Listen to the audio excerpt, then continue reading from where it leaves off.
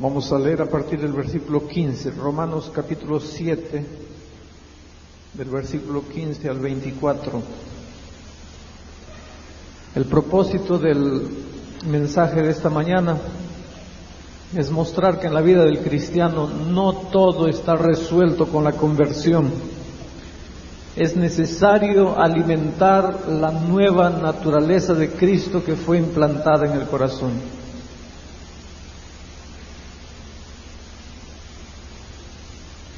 Porque lo que hago no lo entiendo, pues no hago lo que quiero, sino lo que aborrezco, eso hago. Y si lo que no quiero, esto hago, apruebo que la ley es buena.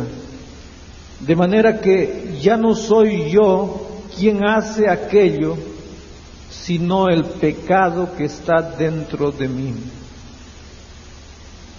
Y yo sé que en mí, esto es, en mi carne no mora el bien, porque el querer el bien está en mí, pero no el hacerlo, porque no hago el bien que quiero, sino el mal que no quiero, eso hago. Y si hago lo que no quiero, ya no lo hago yo, sino el pecado que mora en mí. Así que queriendo yo hacer el bien, hallo esta ley, que el mal está en mí, porque según la ley, porque según el hombre interior me deleito en la ley de Dios, pero veo otra ley en mis miembros que se rebela contra la ley de mi mente y que me lleva cautivo a la ley del pecado que está en mis miembros. Y el versículo 24, hermanos, es una exclamación de desesperación de un hombre extraordinario como Pablo. Miserable de mí, ¿quién me librará de este cuerpo de muerte? Esa exclamación, en otras palabras, está diciendo: yo soy un pobre miserable, yo no me entiendo, yo quisiera morir, no puedo seguir viviendo de esta manera. Conozco toda la verdad, conozco lo que Dios quiere de mí, quiero seguirlo, pero cuando me doy cuenta ya estoy haciendo todo lo contrario a lo que yo quiero. Y si ustedes analizan bien el texto, se darán cuenta que Pablo está hablando de dos personas, dos Pablos dentro de él. Un Pablo que quiere obedecer a Dios, que quiere seguir a Dios, que quiere amar a Dios. Otro Pablo rebelde que cuando el Pablo que quiere amar a Dios se descuida un poco, el otro Pablo ya está asumiendo la vida, ya está asumiendo el control, ya está haciendo todo lo contrario a lo que el Pablo espiritual quiere hacer. Pero Pablo llegó en un momento de su vida que no pudo soportar más esta situación. Exclamó con desesperación: soy una miseria, no valgo para nada. ¿Quién podrá librarme de este otro cuerpo muerto que está dentro de mí? Queridos, los problemas de los cristianos no acaban con la conversión. Tal vez el problema del cristiano comienza con la conversión. Hace muchos años atrás dirigí una semana de oración en una grande iglesia de Río de Janeiro. Cuando terminé de dirigir la semana, un joven de unos 28 años me buscó y me dice: pastor, quiero hablar con usted. A pesar que estaba cansado después de la ceremonia de la Santa Cena y todo, era sábado a tarde, me quedé a conversar con él. Y él me recordó a mí cuando era joven. Me recordó a Pablo. Él decía: pastor, estoy desesperado, no puedo más. Yo no puedo seguir viviendo como estoy viviendo. Yo creo que la única salida para mí es la muerte. Le dije: mira, no te atormentes tanto así. ¿Qué cosa tan horrible puedes estar haciendo que estás sintiéndote tan mal? Y él me dice: pastor, no es lo que hago, es lo que siento, es lo que pienso. Yo no acepto que sea así. yo conozco la verdad, yo conozco el camino, yo no puedo vivir, yo no puedo sentir, yo no puedo pensar lo que siento y pienso. De alguna manera traté de explicarle algunas cosas, pero parece que fue insuficiente. 10 días después yo me enteré de algo terrible. Al día siguiente de la semana de oración, él pidió a su esposa, eran casados, no tenían hijos, pidió a su esposa que fuese a visitar a sus padres en una ciudad del sur del Brasil. Se quedó solo. Entró al baño de su casa, amarró una cuerda, una soga de la columna y se ahorcó. Nadie sabía. Pasó 1 día, 2 días, 4 días, 5 días, 6 días. Un olor fétido comenzó a tomar cuenta de la vecindad, del ambiente. Los vecinos se asustaron. ¿De dónde viene ese olor horrible? Y se dieron cuenta que salía de aquella casa, y hace días que nadie entraba, nadie salía de la casa. Avisaron a la policía, fueron de un lugar para otro, trataron de buscar a un familiar. Vino la policía, derrumbaron la puerta y encontraron un cuadro grotesco. Nuestro joven adventista de 28 años, colgado de la viga del baño, ya en estado de descomposición. Este cuadro no sería más horrible si no fuese que aquel joven de 28 años era el pastor auxiliar de la iglesia donde yo había terminado de dirigir la semana de oración. Cuando yo supe la noticia, me enfermé. Durante muchos días una especie de complejo de culpa tomó cuenta de mí. Quién sabe, fui el último hombre en este mundo con quien él buscó ayuda. Y yo fui incapaz de mostrarle una verdad que todo cristiano tiene que entender, porque si no, puede llegar a la locura y a la muerte, porque nunca va a entender lo que pasa con él. ¿Cómo puede un pastor haber pasado por la facultad de teología y no haber entendido qué es lo que pasa en el corazón del cristiano después de la conversión? Es que todo esto tal vez está lejos de la teoría. Es que tal vez hay que vivir, hay que sufrir, tal vez hay que caer, hay que llorar, hay que levantarse para entender lo que pasa. Tal vez hay que dejar de mostrar una vida imaginaria, ideal. Tal vez hay que andar con el pueblo, con los fracasados, con los derrotados, para entender qué pasa dentro del corazón de un hombre que no puede conseguir vivir a la altura de los principios que conoce. Un hombre que ha sido convertido, pero que a pesar de haber sido convertido, continúa haciendo cosas malas, continúa sintiendo ganas de hacer cosas malas. Hermanos, Pablo vivió esa experiencia. Yo sé que hay algunos estudiosos de la Biblia que piensan que Pablo está hablando de su experiencia cuando él no estaba convertido. No encuentro argumentos para defender esa posición. No creo por qué Pablo tenga que imaginariamente trasladarse a su pasado y hablar de su vida presente. Para mí Pablo está hablando de su vida presente. Y eso me da mucho confort, mucha alegría y mucha esperanza de victoria. Porque un día Pablo descubrió el secreto. Y a lo largo de sus epístolas Él muestra el secreto de una vida de victoria. Pero hubo un momento en su vida en que Pablo no se entendía.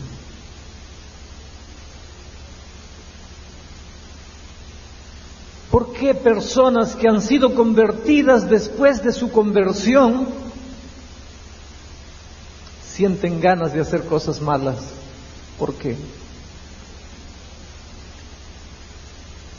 Y yo dije ayer a ustedes, si de aquí a media hora sienten ganas de sentir cosas malas, de pensar cosas malas, de hacer cosas malas, den gracias a Dios. Si al mismo tiempo que sienten eso, sienten ganas de servir a Dios y comienzan a experimentar una lucha en su vida, den gracias a Dios, porque esa es la mayor prueba de que están convertidos. ¿Por qué dije eso?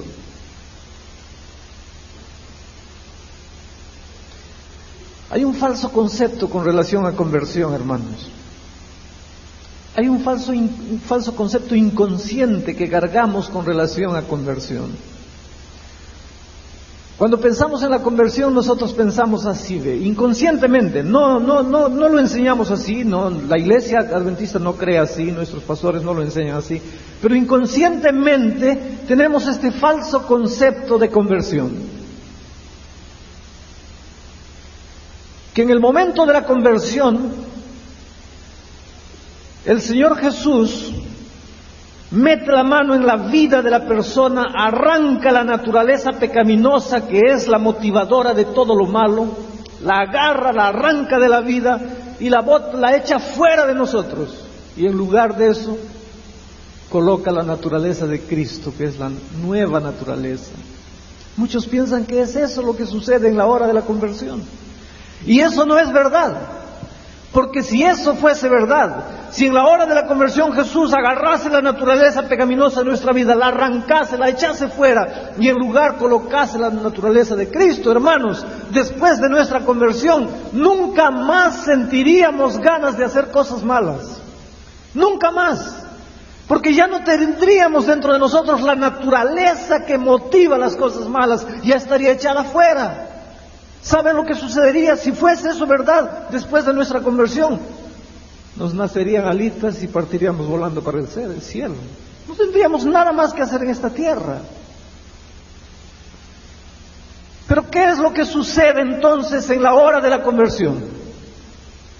Hermanos, en la hora de la conversión, permítanme hacerles un ejemplo medio grotesco, pero permítanme hacerles el ejemplo para que lo entiendan bien.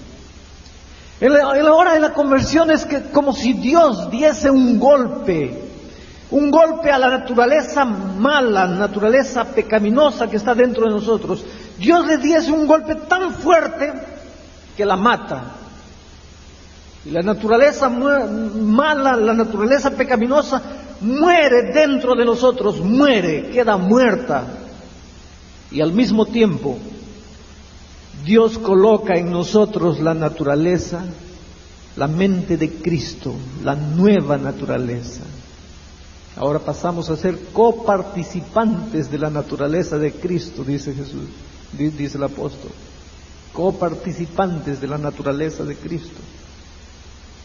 Pero mi pregunta es la siguiente: ¿qué pasa con el cadáver de la vieja naturaleza?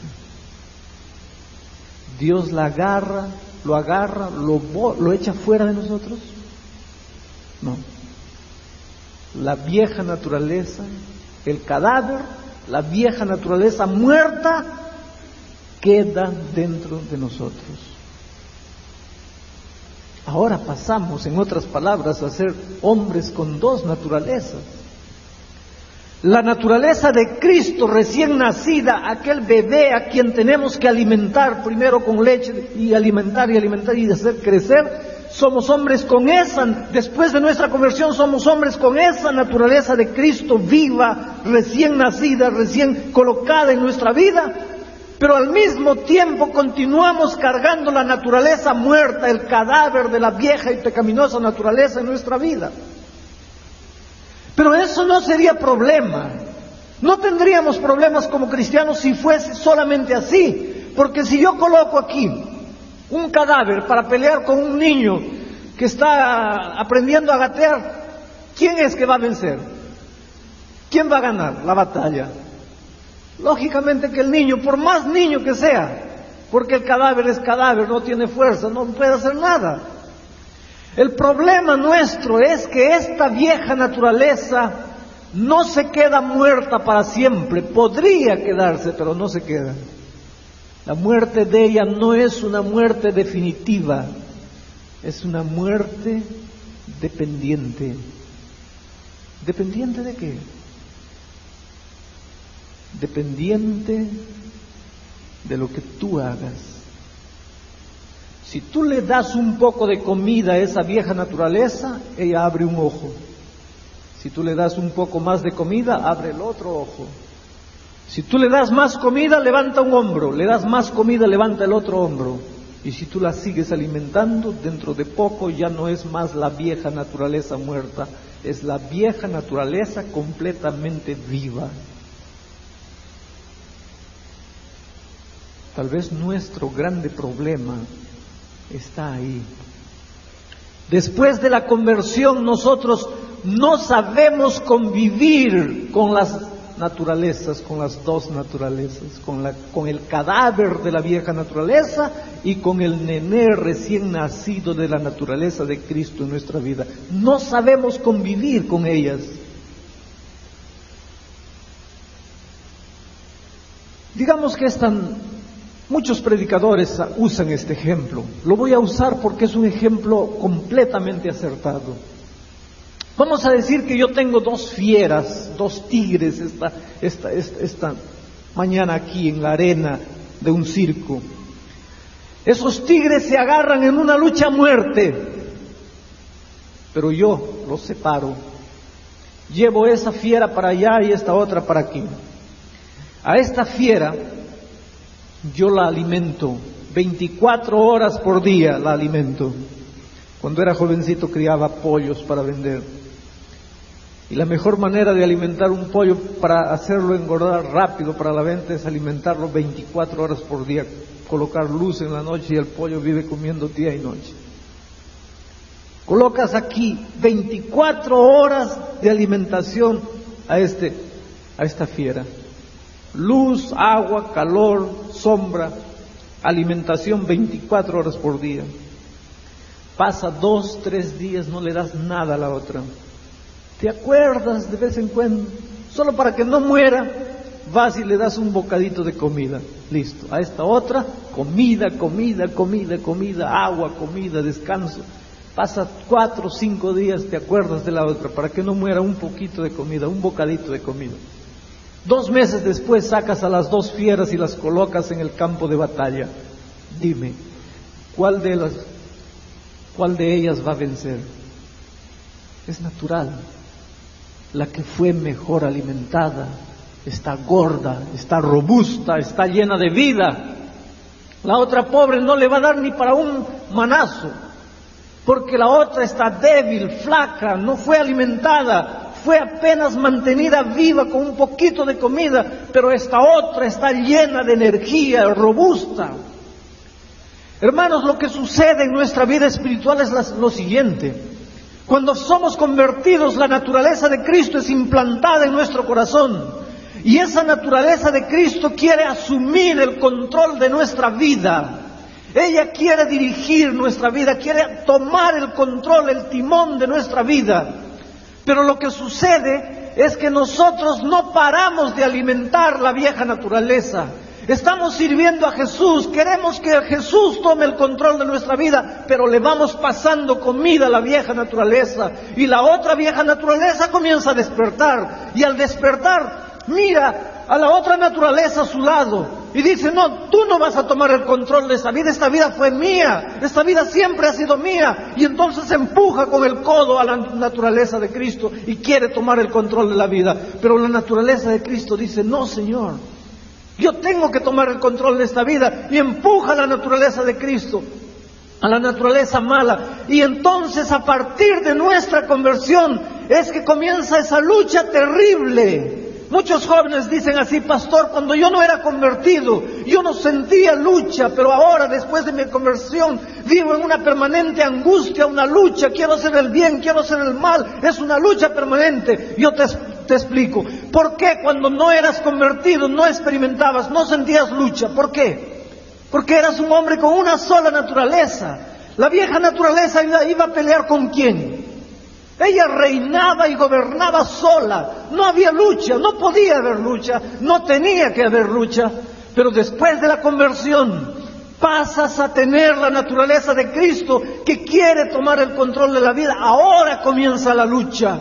La naturaleza vieja quiere dominar, la naturaleza de Cristo quiere dominar. Las dos luchan en una lucha a muerte. Y en esta lucha a muerte, ¿cuál de ellas será la vencedora? Eso depende de ti. La que sea mejor alimentada. Si tú alimentas más la naturaleza de Cristo, entonces ella dominará y tomará control de la vida. Si tú alimentas más la vieja naturaleza, despertará, resucitará y tomará el control de la vida. Ahora tal vez te expliques por qué, después de toda semana de oración, tu vida espiritual mejora. ¿Te has dado cuenta? ¿Por qué? Porque durante la semana de oración le das una superalimentación a la naturaleza de Cristo. Y esa semana controlas tu programa de televisión, controlas tus conversaciones, controlas la música que escuchas, controlas todo. La pobre vieja naturaleza queda debilitada completamente y la naturaleza de Cristo queda completamente fortalecida. Pasa una semana, pasa 15 días de la semana de oración, ¿qué pasa? Comienzas a caer en la rutina.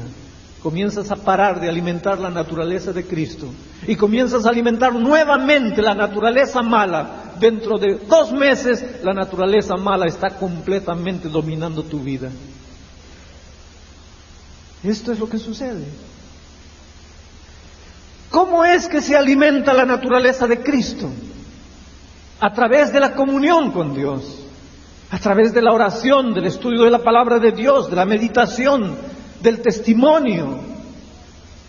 Todo eso es alimentación de la naturaleza de Cristo, pero no solamente eso, sino todo lo que entra por los 5 sentidos. Todo lo que entra por los 5 sentidos, principalmente por los ojos y por los oídos. Todo lo que nosotros andamos por la vida y están entrando impresiones en nuestro interior a través de los 5 sentidos. Y esas cosas que entran a través de los 5 sentidos, principalmente los ojos y la vista, vienen a ser alimento para la vieja naturaleza o para la naturaleza de Cristo. No hay. Todo, cualquier cosa que tú leas, que tú veas, que tú hables, que tú escuches, es comida para la vieja naturaleza o para la nueva naturaleza. Por eso el espíritu de profecía dice que debemos cuidar, ¿qué cosa? Las avenidas del alma. Ustedes se dan cuenta cómo las cosas van encajando. Como cualquier cosa que la Biblia dice y que el espíritu de profecía comienza a encajar en la vida cristiana.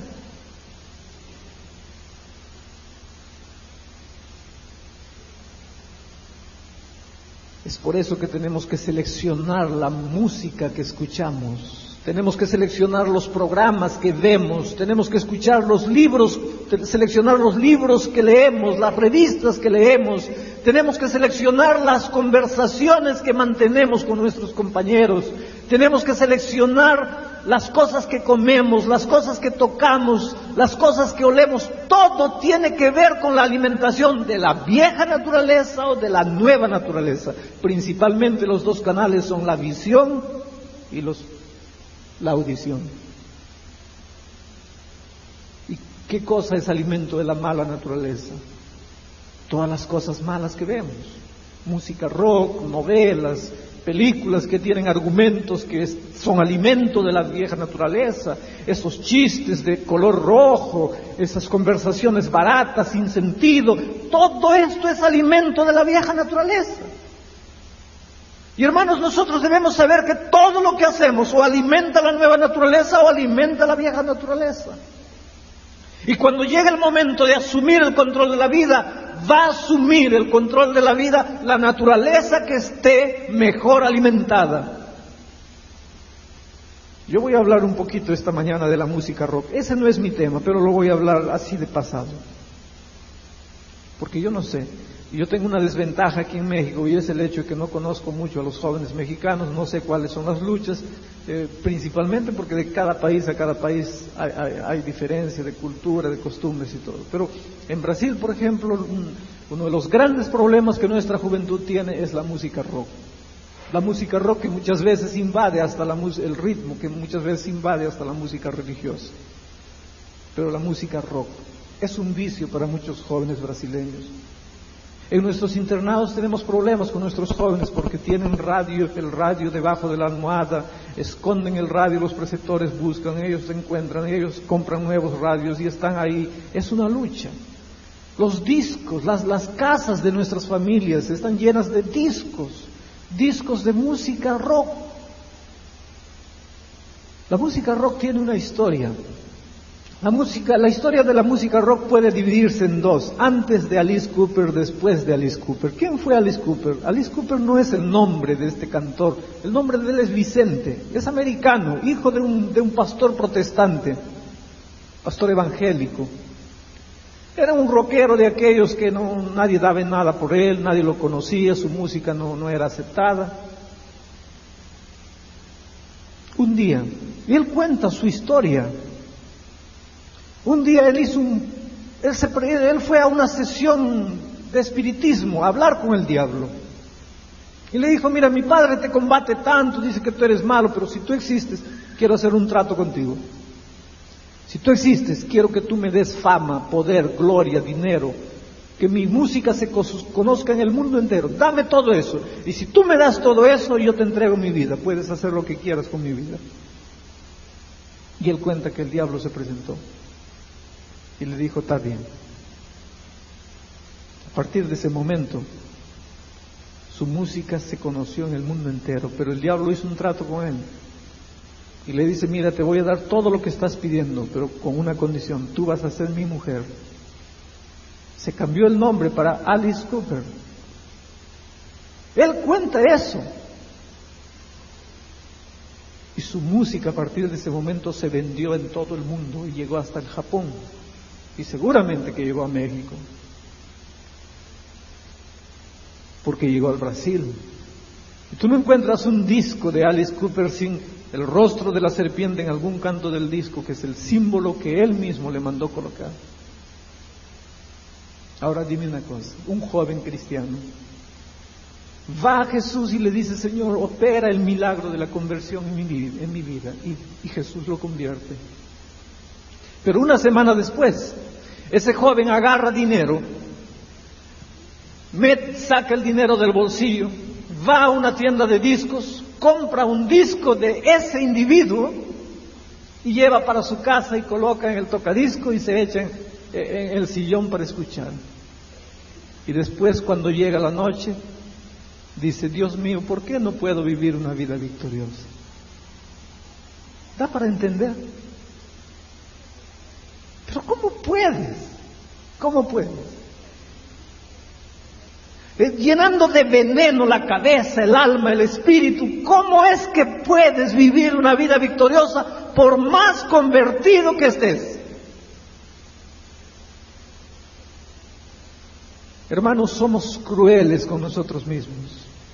Somos crueles, porque si después del momento de nuestra conversión nosotros alimentásemos la naturaleza de Cristo, pero dejásemos de alimentar la mala naturaleza, no les digo que ella va a permanecer muerta, completamente muerta la vida toda, no, porque mientras vivamos en este mundo, sin querer vamos a estar viendo algo malo, sin querer vamos a estar escuchando algo malo.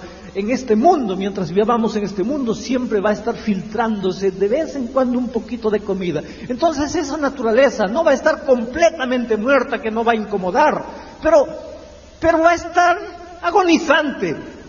Y nosotros conscientemente alimentamos la naturaleza de Cristo. Por más que incomode ella, la naturaleza de Cristo va reinar y gobernar completamente nuestra vida será una vida de victoria. Pero hermanos, ¿saben dónde está la crueldad con nosotros mismos? Es que nosotros queremos vivir una vida que no sea una vida de lucha, pero alimentamos la naturaleza de Cristo, alimentamos la vieja naturaleza. Comida para la naturaleza de Cristo, comida para la vieja naturaleza.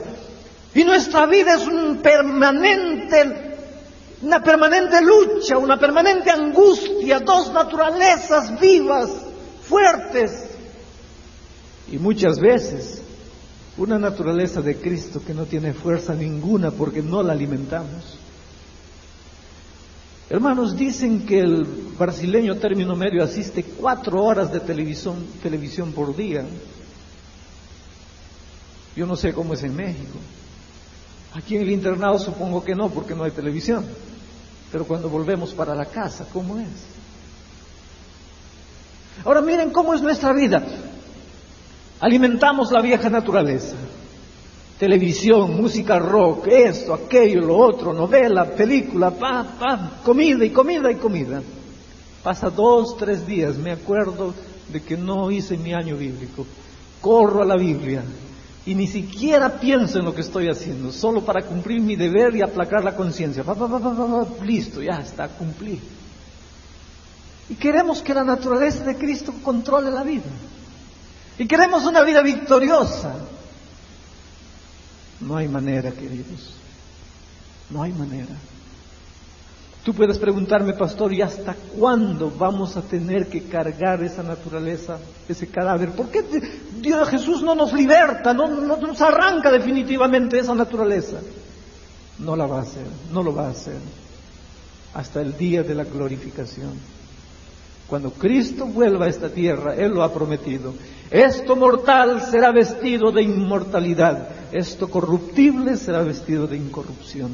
Ahí sí, Jesús va a colocar la mano, a arrancar de nosotros definitivamente la vieja naturaleza pecaminosa, la va a echar de nosotros para siempre y nunca más tendremos ganas de pecar. Porque ahora recibiremos cuerpos completamente santificados, glorificados por el poder de Dios. El mal no se levantará por segunda vez, pero hasta que no llegue ese día, tenemos que aprender a convivir con las dos naturalezas, matando de hambre una de ellas y alimentando permanentemente la otra. No hay otra manera de ser victoriosos en la vida espiritual. Hace unos 6, 7 años atrás estaba dirigiendo una semana de oración en la iglesia de Itapajipe, en El Salvador, estado de la Bahía, en Brasil. A mitad de la semana, un joven me buscó en el hotel. Jairo era su nombre. Me dice, pastor, he luchado mucho para hablar con usted. Le voy a contar mi historia. Un año atrás yo había estado en una otra iglesia grande en Salvador dirigiendo una otra semana de oración. Aquella semana primera fue linda. Mucha gente en la puerta, gente en las ventanas, gente en el corredor, gente aquí arriba, gente por todo lado. No cabía gente. Había gente desde la mitad del corredor para atrás en pie. Fue una semana extraordinaria. Lo que yo nunca supe es que durante esa semana había sucedido uno de los milagros más bonitos. Un año después volví para Itapajipe y Jairo me buscó y me contó la historia. Dice, pastor, hace un año atrás, Edson y yo somos 2 amigos, éramos delincuentes, vivíamos al margen de la ley, usábamos droga, trabajábamos con droga, robábamos, asaltábamos, hacíamos de todo. No conocíamos a Dios, no teníamos principios, vivíamos completamente al margen de la ley. Un día asaltamos una mujer y la policía apareció, el carro de la policía apareció con la sirena, comenzamos a correr. Doblamos la esquina, el carro de la policía se acercaba. No había a dónde correr. Si corríamos por ahí, la policía nos agarraba. Ellos estaban con el carro. El único lugar para escondernos, para entrar, era la iglesia. Estaba abierta. Había mucha gente en la puerta, atrás, por todo lado. Nos metimos, nos escondimos entre la gente y nos quedamos ahí, conteniendo la respiración. Por lo menos la policía no va a entrar aquí mientras estén en culto. Y cuando termina, disimuladamente entre tanta gente nos escapamos. Y Jairo dice: pastor, si la policía me agarrase, yo ya había escapado de la policía tantas veces. Pero esa noche me agarró Jesús y de Él no pude escapar. Usted estaba predicando y nosotros no queríamos escuchar sermón ninguno, pero estábamos ahí. Teníamos que esperar que la reunión terminase para poder escapar. Y usted comenzó a predicar y predicar. Pastor, parecía que usted predicaba solo para mí. Usted me miraba. Usted me decía que yo era un ladrón, que yo no valía nada. Pero que Jesús me amaba como estaba. Que Jesús podía cambiar mi vida. Después, una hermana fue a cantar al frente. Y usted comenzó a llamar a las personas. Y decir: no importa si eres un asesino, un ladrón, si eres un hombre bueno, un hombre malo, pero sientes que tienes que cambiar. Levántate y ven aquí adelante. Y acepta a Jesús. Mi compañero Jairo me miró. Estaba con los ojos llenos de lágrimas. Mi compañero Edson me miró y dice: Jairo, ¿ahora qué haremos? Yo le dije: Edson, no sé qué tú harás, pero yo voy a ir adelante. Y yo fui. Al poco rato Edson apareció a mi lado. Muchas personas fueron adelante. Cuando terminó, usted hizo una oración y después mirándonos dice así: ustedes ahora son hombres nuevos, han nacido de nuevo, no tienen pasado. El pasado de ustedes quedó enterrado para siempre. Jesús los perdonó. Vivan la vida nueva que Jesús les está dando. Pastor Edson y yo ya no nos preocupamos con la policía, salimos. Pero milagrosamente no había policía, no había nadie esperándonos afuera. Agarramos la carretera que iba para Río de Janeiro y fuimos andando por ahí, fuimos andando. No hablábamos nada.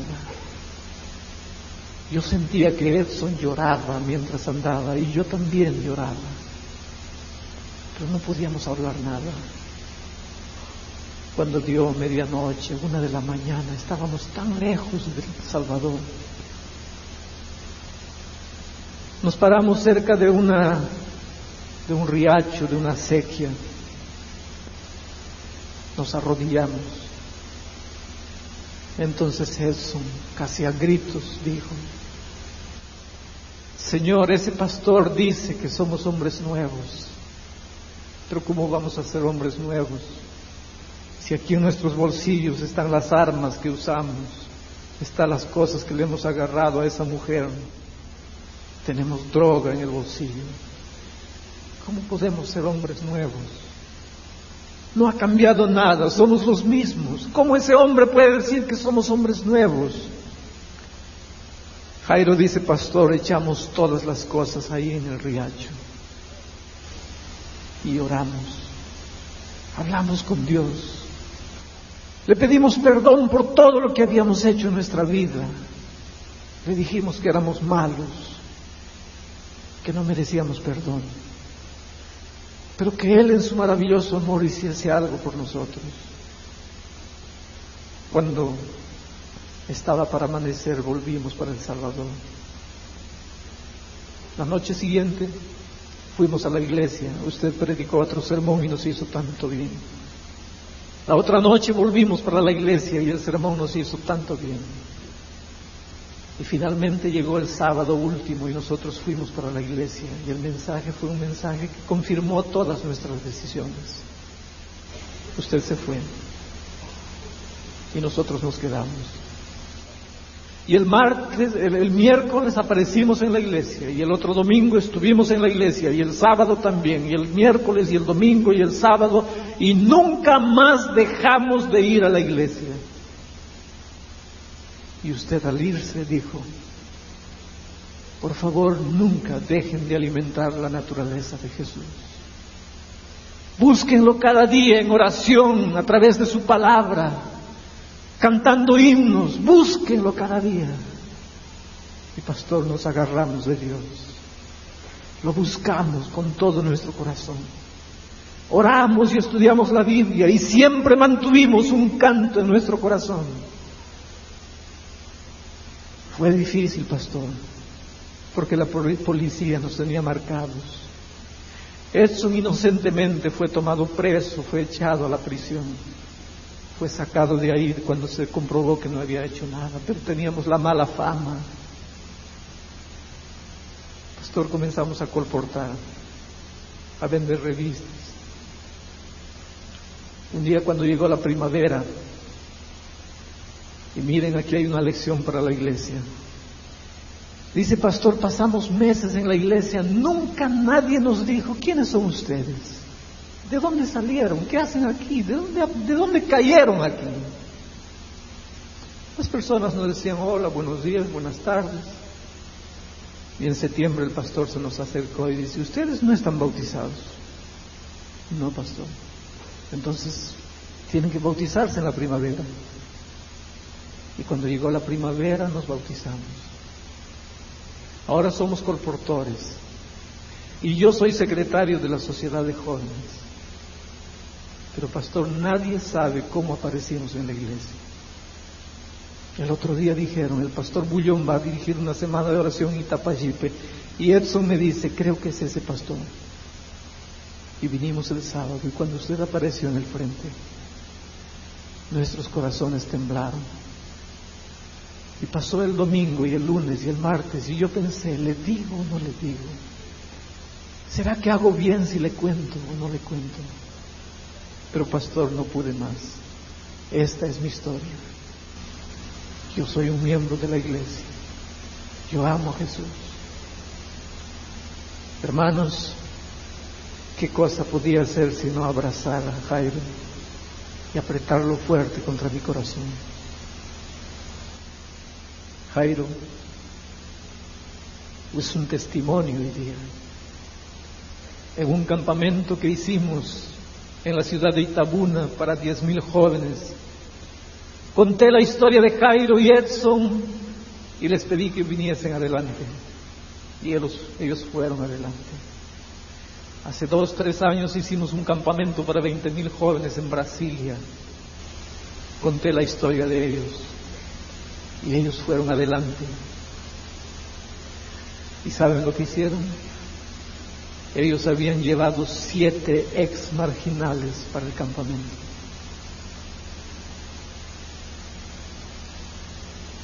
Jairo me dice, pastor, nunca olvidamos que usted nos dijo al irse, por favor alimenten la naturaleza de Cristo. Busquen a Jesús cada día. Voy a pedirle al profesor Stout que venga para cantar. Mientras él canta, yo voy a orar en mi corazón por ustedes. Y quiero pedirte que tomes una decisión en tu corazón y le digas, Señor Jesús, perdóname. Porque a pesar que he sido convertido, no he estado siendo cuidadoso en alimentar la naturaleza de Jesús, he estado consciente y voluntariamente alimentando la naturaleza mala. Y ahora entiendo por qué, a pesar de mi conversión, no he vivido una vida victoriosa, completa. Yo te pido que me ayudes para alimentar la naturaleza de Jesús. El profesor va a cantar una invitación. Y en tu corazón acepta la invitación y corre a los brazos de Jesús. Levántate aceptando el convite de Jesús donde estás.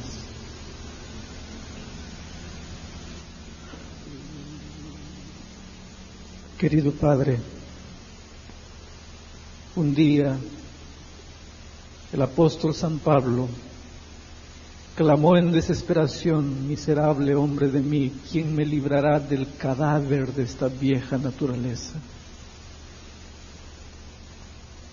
Pero un día entendió que él tendría que convivir con ese cadáver hasta el día de la glorificación, pero él aprendió. Cuando él nos dice: por tanto, hermanos, todo lo bueno, todo lo justo, todo lo limpio, todo lo que es de buen nombre, en esto pensad. Él nos estaba diciendo: hijos, por favor, alimenten la nueva naturaleza, la naturaleza de Cristo. Ese apóstol Pablo, ese hombre que un día te conoció camino de Damasco, llegó a envejecer y ya anciano, en la cárcel mamertina de San Roma, escribió: he peleado la buena batalla, he acabado la carrera, he guardado la fe, vencí, completé, por la gracia de Dios llegué. ¿Cómo nos da esperanza eso, Padre querido? Porque quiere decir que nosotros también podemos llegar. Él lo dijo: la corona no está preparada solamente para mí, sino para todos aquellos que aman su venida. Amén. Padre querido, esta mañana clamamos por la victoria.